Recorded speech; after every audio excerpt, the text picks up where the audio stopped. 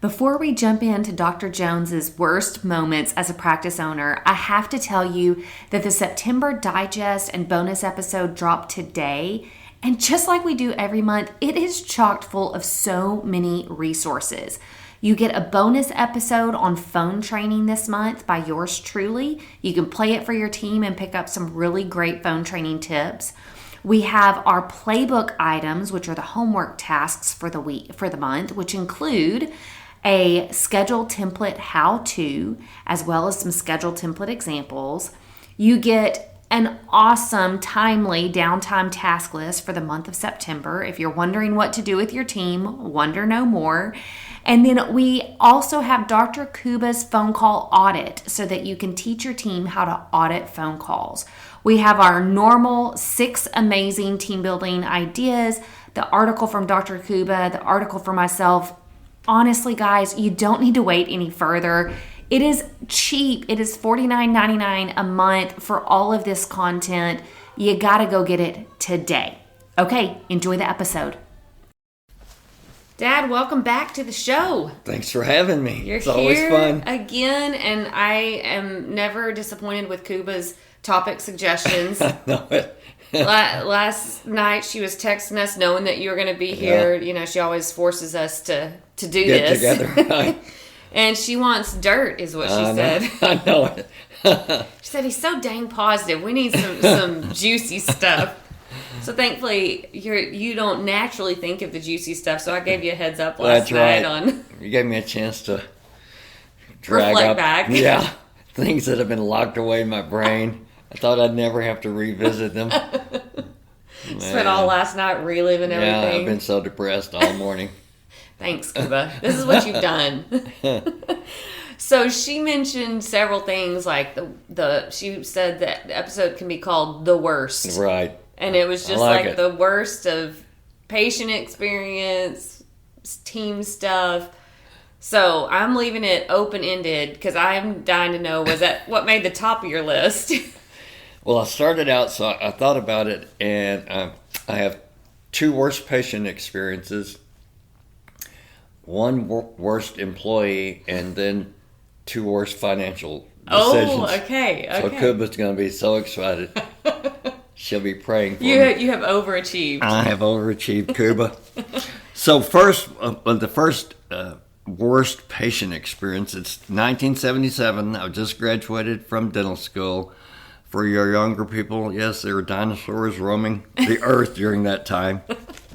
And if you remember in past episodes, I was working for my uncle. Yes. Brilliant man. An incredible dentist. Even at my age now, he was still going to continuing education. He was always on the first row, taking notes. Just a brilliant asshole. Yeah. But just remarkable, incredible businessman. So in retrospect, I could have learned a lot from him, but I was so intimidated by him. Yeah. I missed a great opportunity to really learn a lot. But anyway, I'm in his practice working, and it's almost noon, and I'm working on a lady. Yeah. And we're doing an amalgam filling. Yes, children, we used to put metal in your mouth and hunt dinosaurs and draw pictures on walls to communicate. So I'd finished an amalgam filling, and this is a rather large lady. So I set her chair up, and I'm sitting in my stool, still taking notes, and she stands up and just falls on top of me. Oh. I'm in my stool. She falls on top of me, so I'm on the floor on my back, and she's lying on top of me, face to face. Oh, no. And I'm like, oh my gosh. You know, so she's fainted. Syncope. She's fainted. She's on top of me. And the assistant is freaking out, and I'm freaking out. And so finally, I'm removed from beneath this lady, and she's still on the floor. And we're putting inhalants in her nose. Nothing. She's not responding to anything. Oh, my gosh. So finally, we get her big body back up in the chair, and I'm like, oh, my gosh, what has just happened? It's lunch, so my uncle has gone home for lunch, so I'm home there. I'm there alone. And we get her in the chair. She's not fully awake yet, but at least we have her in the chair. It's noon, so I go out to the waiting room to tell her husband it's going to be a minute because your wife fainted. And as soon as those words came out of we're standing face to face, I'm talking to him. As soon as I say the words, your wife fainted, he faints. And drops to the floor in the waiting room. And I'm like, oh my gosh. Oh my gosh. So I'm like, oh man. So he's stretched out on the floor. She's stretched out there. And I'm like, it's over. You're done. I'm done with dentistry. As soon as they leave, I'm going to Walmart and I'm putting in my application. And so thankfully it's lunch, so there aren't any other patients there. We finally get them out. And it was like, I don't even know what to do. I was just so distraught. I just wanted to go home. So anyway, the lesson I learned from that. Oh my gosh. That often than not, more often than not, things are not as bad as they seem at the moment. You know, at the moment, I thought my career was over because everybody in town's going to know about this. It's a small town, Benton, Arkansas. I'm not going to be able to go anywhere, but they're going to go, you're the guy. You are the man. Or husband and wife fainted. That's a double hitter there. So often than not, things are not as bad as they seem at the moment. Yeah. And with time, it becomes a great story. Yeah. So don't be so hard on yourself. I wrote down here that crap's going to happen. Yeah. Things are going to happen. And sometimes it's our own decisions, and sometimes just life happens. Yeah. And sometimes it happens in tandem. Yeah. And but again, I said it's probably may not be that bad, or that it could be a real disaster. It could be awful, but what I've learned is you can and you will survive. Yeah. You may not seem that way at the time, but we can learn from it. Yeah. I'm not sure I learned anything from that experience other than life goes on. I was about to say. It was not the worst thing that ever happened to me. At the moment, it seemed that way. Yeah. And for some of your listeners, what they're going through right now may seem like the worst thing they have ever gone through. But you'll survive it.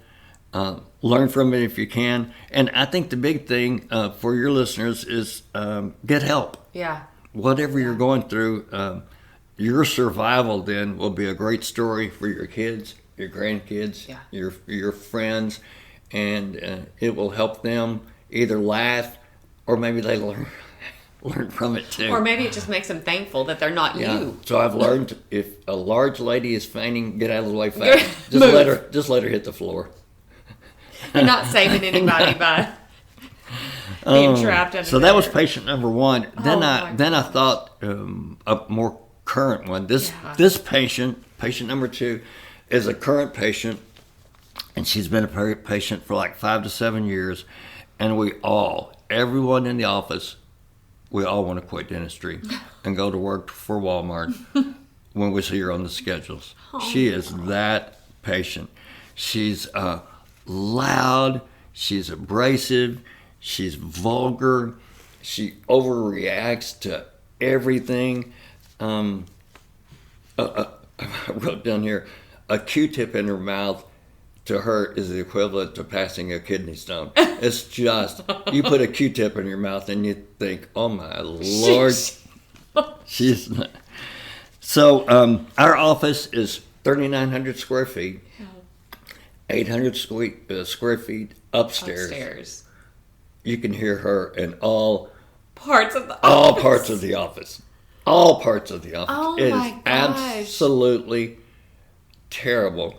And so she was just in recently, and we're doing 2 crowns on her. I'm like, why are we doing this? It's just not worth the money. And so we're doing a crown. Typical, I'm numb the way that I always numb. But so crown number 12, crown number 19. I didn't do any kind of palatal injection because I knew what kind of response that we were going to get. So I'm prepping, and I'm on the lingual of the tooth, and I touch the tissue a little bit.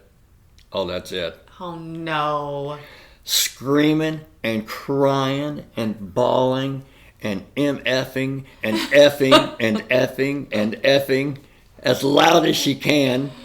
Oh. And so we have new patients everywhere. No. Oh yeah, like right next door.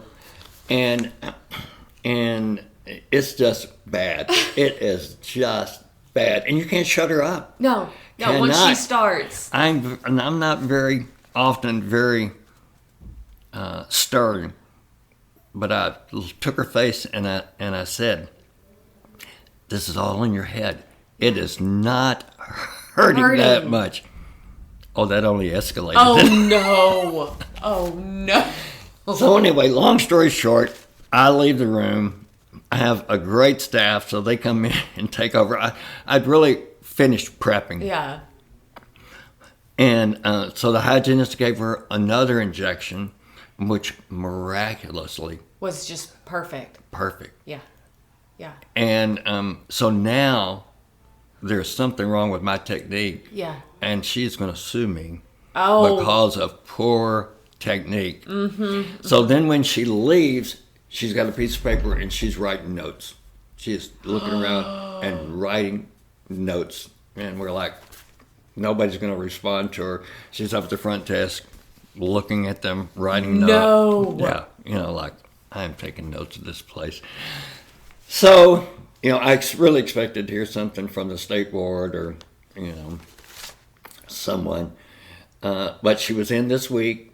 Back because we had to seat the crowns. We can't fire her because she's got temporaries on. So we get the crowns on. And we had talked about it after she left last time. She loves nitrous oxide, but is that doing something for her? So when she was in this last time, no nitrous oxide, and she did better. But our long-term game plan is just not reschedule her back. Yeah. She's not on the schedule for hygiene or anything. Yeah. And just see if it'll fade into the sunset. Yeah. Yeah. Because also you don't want to poke the bear by firing her and then she does follow through. Yeah. Oh, and when she was having this outburst, her husband is in the room, and I think that helped too because he had never been in the room before. So she was like over the top crazy, and he's filming it all on his phone. Yeah. So this last time that they were in, Amanda went in and said, "Do the hippie. You cannot have that phone. You cannot have that phone on." But yeah. So anyway, so I think it's okay, but I really expected something legally to happen because she's just that kind of person. Yeah, because I don't know how to give an injection after 48 years. You did something, but anyway. Oh my! So after 48 years, you still have that. Oh. So what did I learn from? What am I still trying to learn? Is that you don't have to treat everyone. Yeah. Just because they walk in your front door, if they create such chaos, you just don't have to. You don't have to treat them. Yeah. Of course, my personality and Amanda, our office manager, had been wanting to fire her for a long time. Yeah, but Melissa, our hygiene coordinator, said, "No, I can manage her. We have a connection." Yeah. She's not ready now. She's not in the room though. Yeah. She's like, "Yeah, we're done with her." So I wrote down here, if this person needed a full mouth reconstruction, it would not be worth the financial rewards. No. So you don't have to. Don't feel compelled. You don't have to if they don't. If they're too much trouble, it's just too much stress on your staff. Yeah. Too much stress on these new patients. Will they ever come back? When that's the experience they're hearing break out next door. Thankfully, there was a guy next door, a brand new patient, and I would go over and say, I was so sorry. I think we ended up doing some crowns on him, but it's a miracle. It's a miracle. Because I would have left if I'd been a new patient. Like, I don't know what's happening in this place. This is a bad place. Well, and again, that helps you spot the difference in you've got one that's flipping out and being just so dramatic, and then you've got a brand new patient with no loyalty, no connection, willing to stay and even do treatment. And you're like, okay, that's the kind of patient we want to fill our office with, is that new patient, and then kick out what a clear comparison right there of who you want in your office and who you don't want. Yeah. It's tough, though, when you have a heart of wanting to do what's right for the people, like the bad patient. You want, I don't know if it's some of my personality that I just want everybody to like me. You're like, well, I'm going to make this woman like me. But some people just don't have a likable bone in their body. They're not going to like anybody. No. And it's just her personality, but I'm sure she's that way in life, because in talking to her, when she teaches at Henderson, there's always conflict there, so it's just who she is. But for your guys and girls out there, you don't have to treat everybody. Yeah. Listen to this old man. Don't do it. Just don't refer them. Too much heartache. Someone you don't like. Have you tried this dentistry? Great. Okay, my worst employee. I have one. Okay. Because really, I think we've been really fortunate. Yeah. But this patient came on board like 3 or 4 years ago. I lose track of time. Started out absolutely phenomenal. Yeah. Just great, energetic. Came up with some great ideas on stopping people from falling in the cracks. Yeah. They leave, but they don't schedule.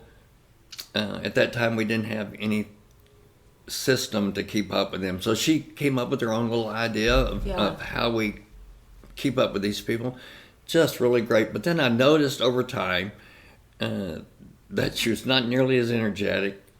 Started complaining. I'm usually the first one there, so everyone comes in the back door through the break room. And I would say hi, and she might not even respond. Like, good morning, or nothing. And you're the only one in the room. I'm the only one there. And so that started irritating me a little bit. At least respond. Yeah. And then if she did say, it's just like, oh, it's terrible. Terrible. So anyway, she started out great and then was just negative. Woe is me. She walked around with like a cloud over her head all the time. And that weather situation, then that cloud started spreading all over the office. No. It wasn't an isolated storm. Everybody just started. So ultimately, should have fired her. Yeah. Again, I hate to do that. I hate conflict. You know me. I hate conflict. Let's just put up with it. And finally, she left. She had, just sometime in there. This isn't why she quit, but she had a needle prick. Cleaning. Yeah. She had a needle prick. Oh, I've got hepatitis. Every disease. I've got hepatitis. Yeah. Now, she really wanted to have hepatitis and went and got tested and was so disappointed. Because I think she probably wanted to try to sue me or something. Yeah. Your needle protocol is terrible. I got stuck and now I've got hepatitis. But anyway, and I don't know. I think her personality was just a very unhappy person. Just in general. Like her whole life was a mess. So I think what I've learned from that one is, just like with that patient, you should just cut the relationship off early because it's never going to get any better. Try. Yeah, you can try little things, But don't feel like, because it was amazing when she quit, the mood in the whole office was like overnight change. I see that so many times. Just like. Yeah, overnight. Yeah, sunny back skies. Quickly. Yeah. I can't tell you how many times that happens. And it's like, it's weird how you just make yourself get used to it. Yeah. This is just the norm. It is rainy. It is cloudy. This is just our norm. And you just stay in it. You just put on galoshes and a raincoat and an umbrella. When you know that you have a solution, but you don't know it. In the moment, you're just day to day, you're not thinking about it. I can't tell you how many offices that I step into that have major issues. They just can't figure out what it is. And not always, but sometimes it comes down to one person. It's crazy. Which is so sad, that one person can have such a negative impact, but it does. You just trudge through it and you can't break out of it until either they leave on their own or somebody makes it clear to the boss that, hey, it is this one person. And then it's like, it is that one person, and I agree with you. It is not worth it. And yes, we can try, bring it to their attention, see if there's a change, but don't let it linger for long. It has a pervasive effect on the whole team. It's just sad. Yeah. But I guess the lesson from that, what did I have written down here? That we should try to help them, but not sacrifice our fellow employees and patients in an attempt to rescue them, because that's not our job. Exactly. To rescue them. Exactly. So then, finally, my worst financial decisions. I could have written several pages. Could have written down several, as you know. But you narrowed it to 2. I narrowed it to 2. The first one was, I'm with my uncle for 3 years. Yeah. As your friends online remember, he fired me. Eventually, I have a solo practice there in town. Then I have 2 locations. Yeah. One in Benton, and about 5 miles away is Bryant. And so at the first location, the Benton location, I'm working Monday through Thursday, 8 to 5. Then I would leave there and go to the Bryant location Monday through Thursday and work 6 to 9. And then work on Friday at the Bryant location and Saturday on the Bryant location. Oh my gosh. So that was just for a year, but I was working 65 hours a week. And I knew Dr. Smith was going to be graduating from the University of Tennessee, Benton boy. Yeah. He's going to come back. He's going to come in to practice with me. So my mistake there was I didn't reach out for any consultant. I didn't reach out for any wisdom. Yeah. I just came up with a number that I thought, well, that sounds pretty good. So Lane got to buy half, not 49%, half. Just straight up 50-50 partnership. Straight up 50-50, a 2-office practice for $50,000. Oh, I never knew that. I literally just wanted to throw up. $50,000. Gosh, what a sweet deal. Wow. Yeah. That is insane. So dumb. Oh. Wow. Yeah. So you would think I would get smarter, but I didn't. So then midnight. So that was. There's no telling how much I left on the table. Oh.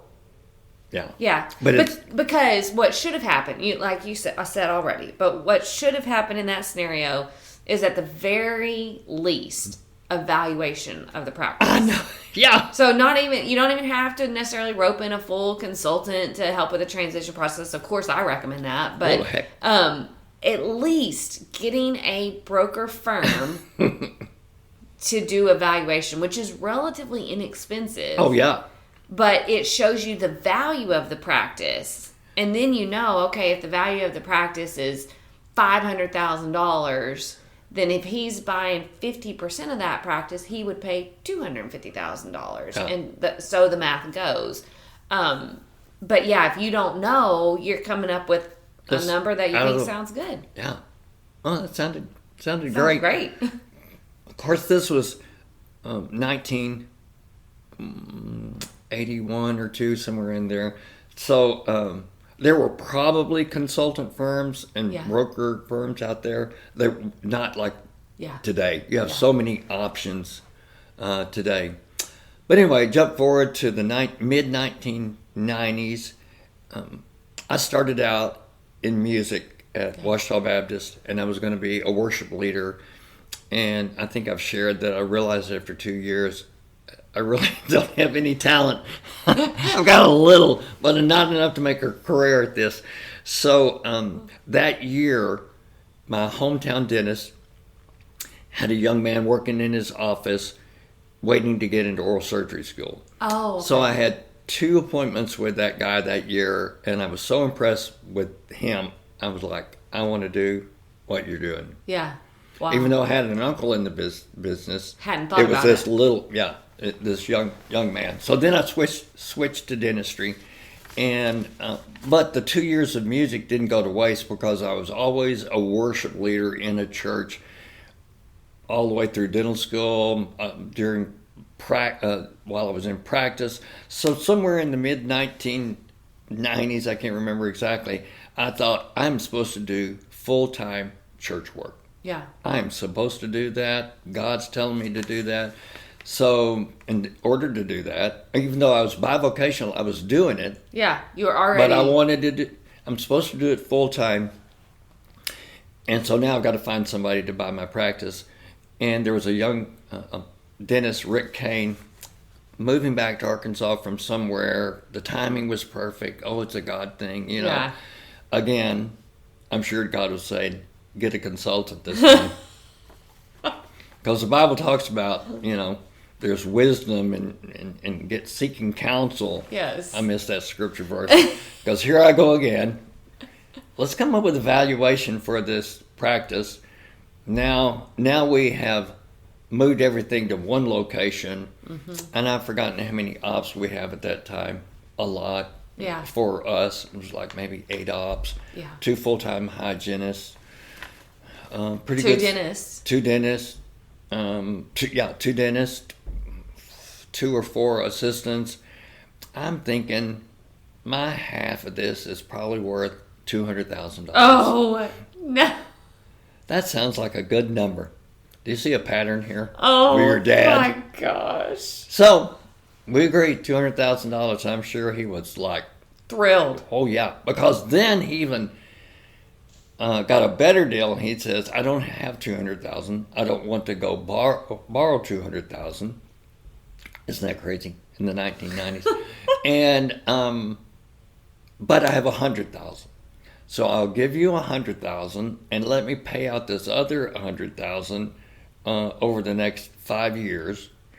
And the current rate at the banks that if you're borrowing was like at that time 7% maybe. Yeah. But I want it at 3%. So what'd your dad do? Well, sure. That sounds good. Sure, I understand. So again, no evaluation, no outside help to give me wisdom. So how'd y'all even put together like the contract, so to speak? I think it was on a napkin. Might as well have been. Handshake deal. Yeah, I'm sure. I can't remember, Bethany, but I'm sure maybe Ray Baxter drew up a contract or something. Some kind of legal. Okay. Yeah, I think. Who knows? I may still own the practice. Jeez. But anyway, so that was just terrible. So 2 terrible financial decisions. So the lesson for you guys out there, and I think I was afraid, as I've thought about this, I think I was afraid to ask for help because I was afraid of the answers that I might get to those questions. Yeah. I didn't really want to, which is so stupid, I didn't really want to ask, what is my practice worth? Yeah. Because you didn't want to know. Because I thought maybe I'm asking more than it was really worth at $200,000. Maybe I'm being, maybe greedy. That's too much. So I would say for your guys, don't be afraid to ask the questions. Yeah. Because you need the answer. You may not like the answer, but you need it. the answer to make wise decisions. Yeah. Because those 2 decisions were probably worth hundreds of thousands of dollars in loss. Yeah. Revenue. In something that you had invested my life. Yeah. Money. Not only money, but your time, energy, you've Yeah, that one year when I was working 65 hours, I didn't see you guys much. You were already in bed when I got home and was there on Saturdays. So, yeah. So, and reach out. You know what I see, too, as a trend right now with that is, not to sound like an old fogey, but with the younger generation of docs that I see coming out, I see a tendency for them to ask each other. So it's like the blind leading the blind. Like, oh, hey, buddy, you started your practice 6 months ago. Can you give me your advice? And not that that's yeah, there's value there, but it's limited value. Sure. And I see a lot of docs just. It sounds so simple based on the way that their buddy described it, that they just replicate that. Yeah. And it drives me crazy because I'm like, there are more resources out there. and I get it. That's our comfort zone. So it's almost like what you're saying when you resisted or it's like, I don't want to know the answer. Mm-hmm. So it's almost like the same pattern, but they realize that's unwise. And so they'll ask a few buddies. Right. And it's like, okay, well, no, I've asked people. Yeah.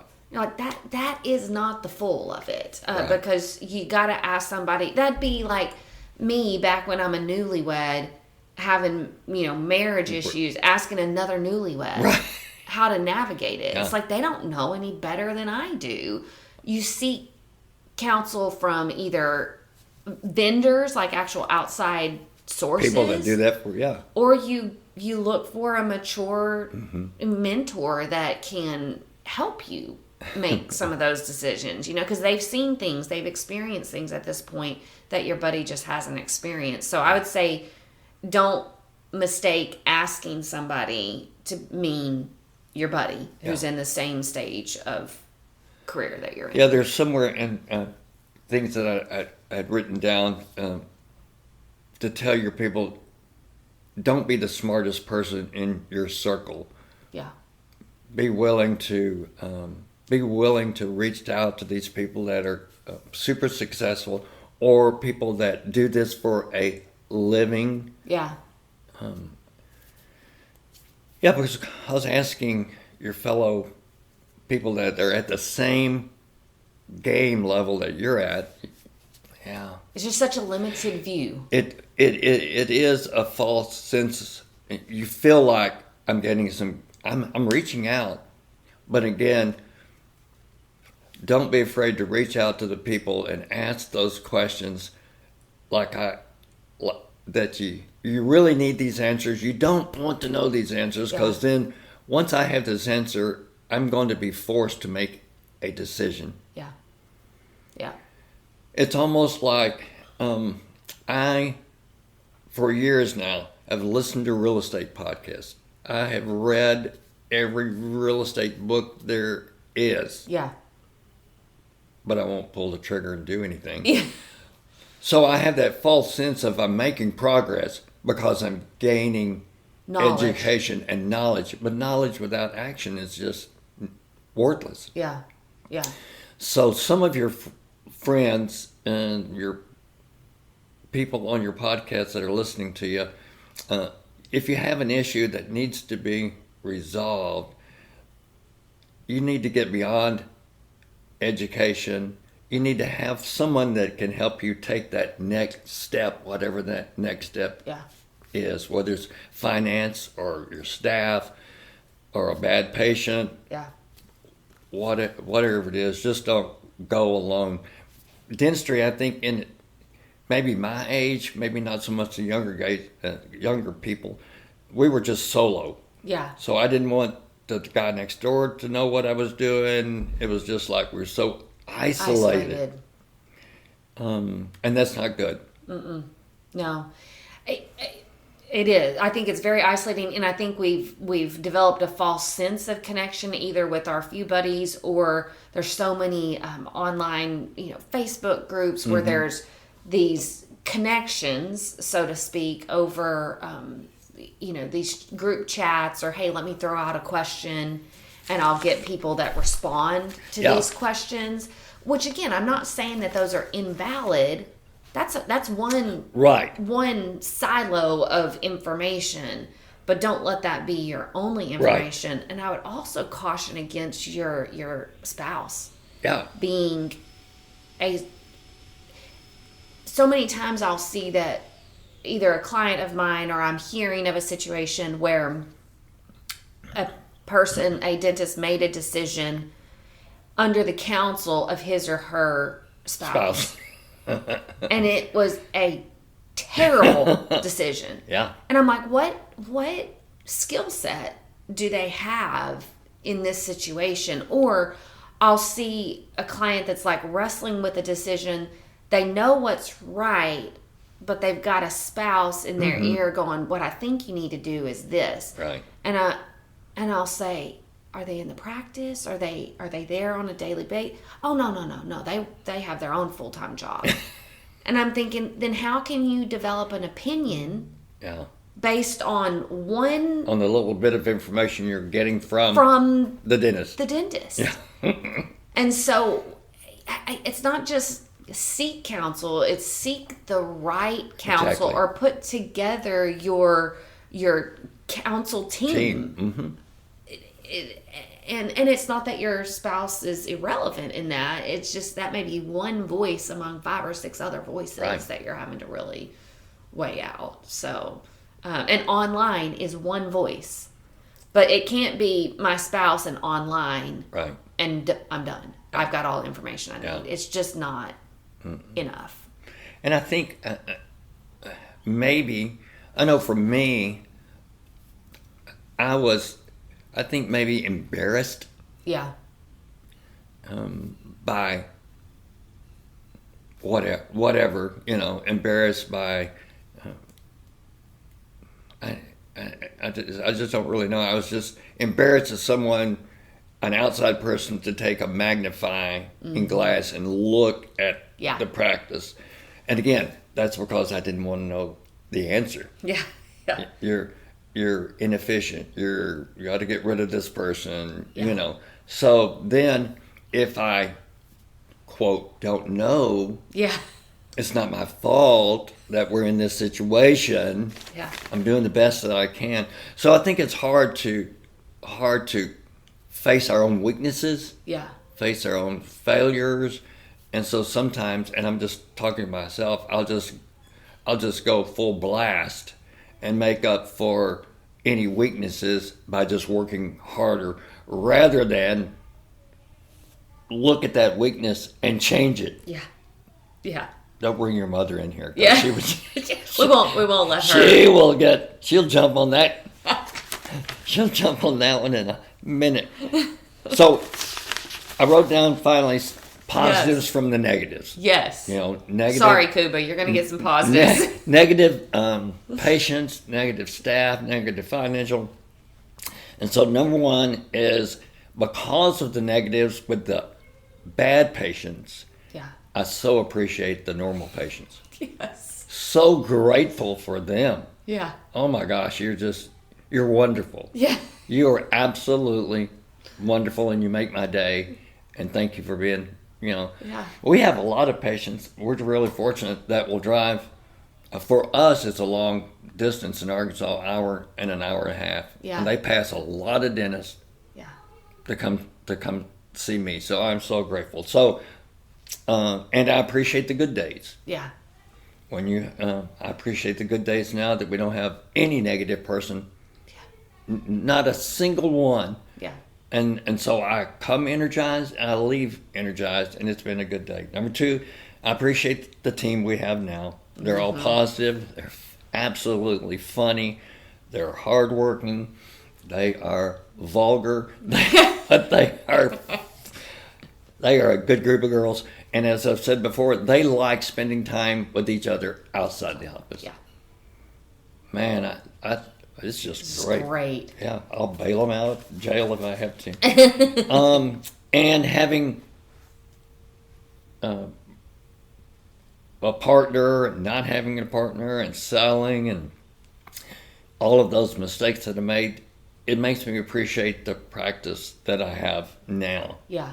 Which you look back at those mistakes, like selling the practice. I tell people I gave away my practice when I it was close. thought I was going to go into worship, which I think I've said before. I sold the practice. Now God's going to open the door for us. What's next? That 4 months I spent with your mother working out in the yard, and then God spoke through her, because one day she said, it was not God, go back to work. So I did go back to work. But at the time, it was a really stupid financial mistake, because I did leave hundreds of thousands of dollars on the table. But the positive is I would not have the practice I have now had I stayed in that practice. Yeah. I'm back in my hometown. It's a better practice than I would have ever had in Benton. Yeah. So you have to look at the positives, that if this hadn't happened, I wouldn't be where I am today. Right. Yeah. That's the way you have to look at it. Oh, yeah. So I have a wonderful life, awesome family, incredible practice. You don't get where I am at 74 and 40 years of practice without making mistakes along the way. Yes. And you guys will make mistakes, and it's okay, because sometimes those mistakes will be great stories. Yeah. Great stories, and may lead you to a path that you wouldn't have gotten to without the mistakes. Oh, yeah. So there's a even if it doesn't feel like there's a purpose in it in that moment, there could be. Yeah. And it just hindsight's takes that hope. 2020, and you look back and go, now I understand. But at the moment, you probably won't. Yeah. Yeah.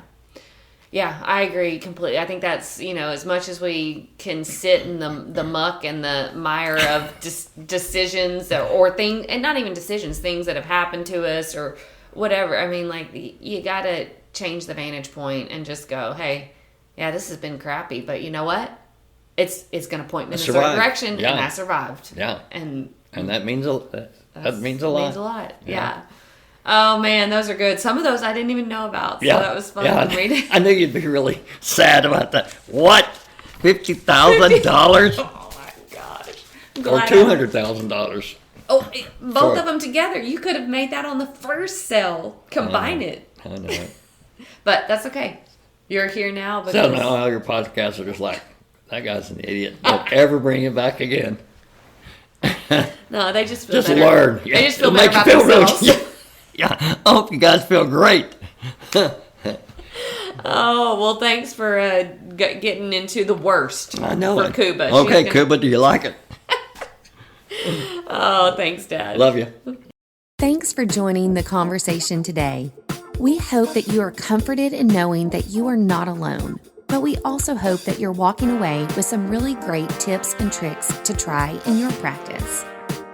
We value your feedback, so please take a few moments to rate and review the podcast. Finally, we want to make sure that we're covering the topics that matter to you. So track us down on Facebook, Instagram, and Twitter, and let us know what topics you want us to cover. As always, please know that we are rooting for you today as you manage your dental drama.